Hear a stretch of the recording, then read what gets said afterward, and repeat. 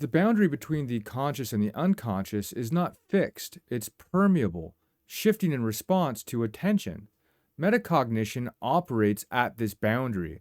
It is the edge where what was once automatic becomes knowable. It reveals not only what the mind does, but how it does it. To enhance this form of awareness is not to add something new, but to refine the quality of perception. The structures of thought are always present. What changes is the depth to which they are observed. Just as a microscope brings into view patterns already present in the fabric of matter, metacognitive reflection brings into view the architecture already at work within the mind. Certain conditions appear to correlate with the enhancement of this reflective clarity. Stillness in both environment and attention reduces interference, allowing finer distinctions to emerge within the flow of thought. In silence, the momentum of mental noise lessens and the layers beneath surface awareness become more discernible. This does not produce new insight, it reveals what was already there. Structured introspection, such as journaling or methodical self observation, creates a record of thought over time. Patterns once too subtle to detect in the moment become visible in retrospect. This temporal unfolding allows unconscious tendencies, habitual interpretations, recurring associations, silent assumptions to crystallize into view. Again, nothing is added. What is implicit becomes evident.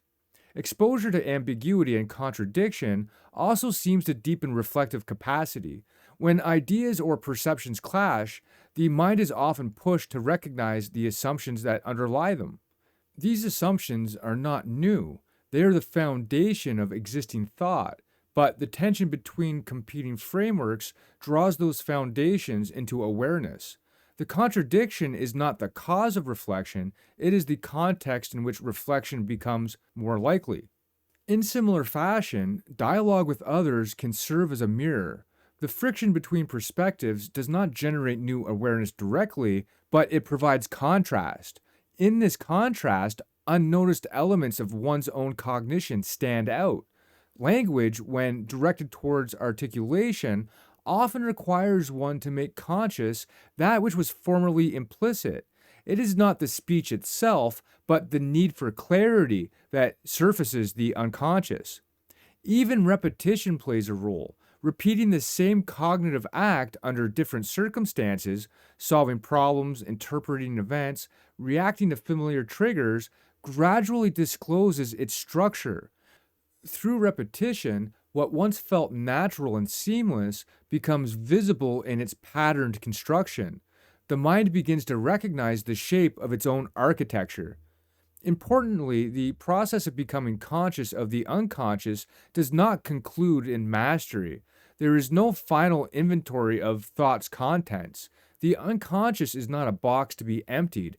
It's a horizon that recedes as one approaches. Each insight merely reveals deeper layers beneath. The observation does not exhaust the system, it expands its complexity. Metacognition in this light is the mind folding back upon itself. It is the awareness not only of what is thought, but of how that thought came to be. It is the unveiling of the scaffolding beneath belief, reaction, memory, and expectation. The more refined this awareness becomes, the more intricate the mind reveals itself to be.